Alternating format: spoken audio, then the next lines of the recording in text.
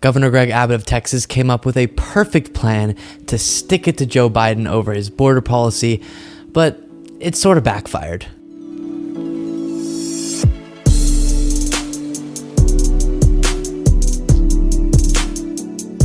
One of the things, as all of you know, that has become a center point of Republican politics is their stance on the border, and namely criticizing Democrats for being too lax, too loose, or allowing what they call an open border. Now, of course, before we get in any deeper, there's two things I must say on this. First of all, no open border has ever happened under a Democratic president. Of course, if you just want to use it hyperbolically, it's like an open border, that's how many people are coming across.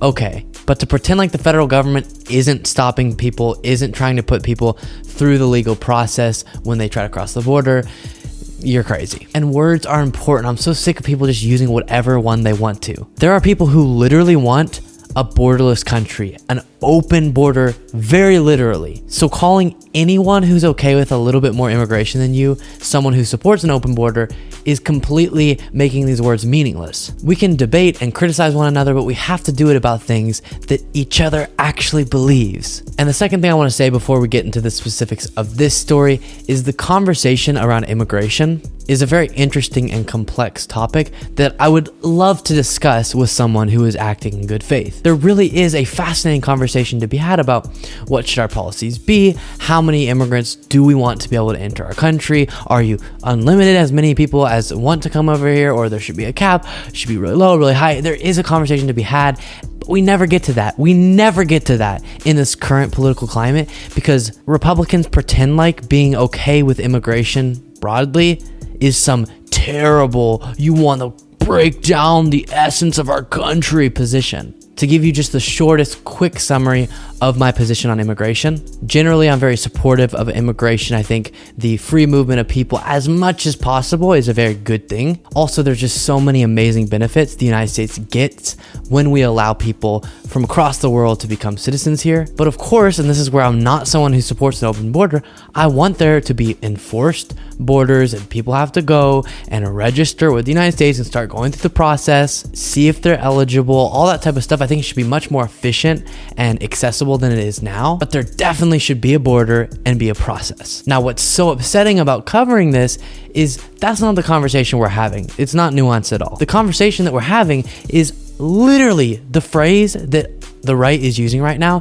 is an invasion. People just trying to come to our country for a better life is equivalent to an invasion. That is complete nonsense. And you guys know on the show, I try to, as best I can, address in an honest and usually sort of kind way the views of the other side. But when you're saying stuff like that, I don't know how to just very calmly and logically break down why it's not an invasion. It gets me a little bit more angry, and so I'm going to try not to let that show through. It's not an invasion. It's something that has happened from the beginning of there being established countries. When you have an amazing country like the United States, obviously we have tons of problems, but I think we're amazing. Other people from other countries are going to want to come. And as I mentioned, there should be a process. They should have to go through it, but it's not an invasion. Okay, so with that context, Greg Abbott is trying to throw some meat to his base and show just how much he doesn't want these immigrants in Texas. And more importantly, he wants to put the blame on Joe Biden for the high rates of immigration across the southern border that we've been experiencing lately. So, the plan that he came up with was we're gonna bust these immigrants. They're gonna come across our border. We're gonna grab them up and bust them to Washington, D.C. and bring them right to Biden's doorstep. Let's listen to Greg Abbott talk about his amazing plan.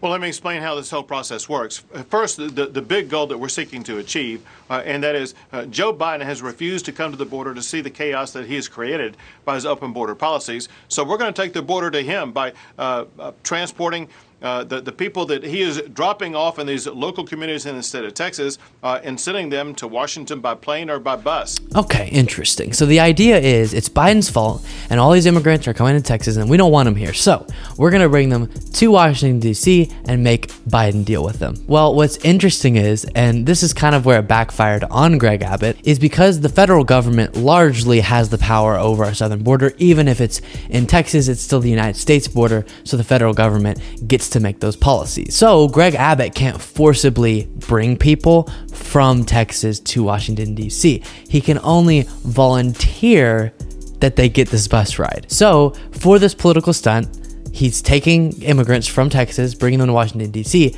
but he can't force them to go on the bus, so he just offers rides to migrants to go to DC, which one of the things that many migrants are trying to do when they cross the southern border is get some other place in the United States. And so it's turned out that this has just been a godsend for these migrants. It's been great, and it hasn't caused any problems for Biden or DC. Just amazing. Let's read a little bit more about this from the New York Times. Governor Greg Abbott of Texas devised a plan this month to rattle the Biden administration by busing migrants from the southwest border to the nation's capital during a period of record crossings. So far, though, the plan has not resulted in the chaos that Mr. Abbott predicted. Quote, I would like to say thank you to the governor of Texas, Shadrach Maboyabola, I probably butchered that, said on Thursday morning after he and 13 other migrants stepped off one of the charter buses that had provided a 33-hour ride paid for by the state of Texas. Blocks from the U.S. Capitol, they were greeted by volunteers who would help them reach their desired destinations around the country to await their day in immigration court. So what was supposed to be this political stunt that really stuck it to Joe Biden turned into an awesome, paid for by the taxpayers of Texas trip for all of these migrants to go to DC, and then there's way more volunteers there who are willing to help them go to their next destination. A free ride covered by Governor Greg Abbott?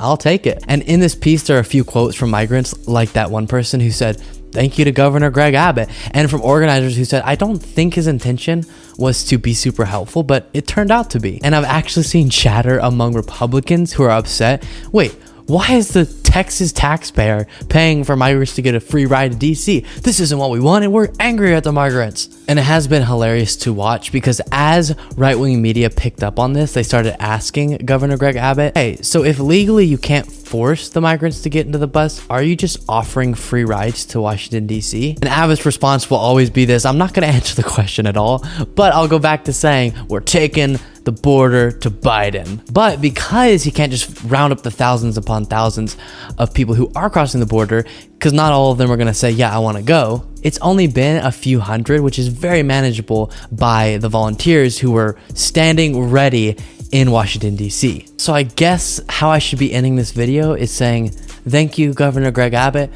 for being so decent and kind and generous, honestly, to these migrants. It was honestly unexpected, but very much appreciated. Here's what else you need to know today. Nancy Pelosi took an unannounced trip to Ukraine where she visited President Zelensky in Kyiv and said that, quote, America stands with Ukraine. We stand with Ukraine until victory is won.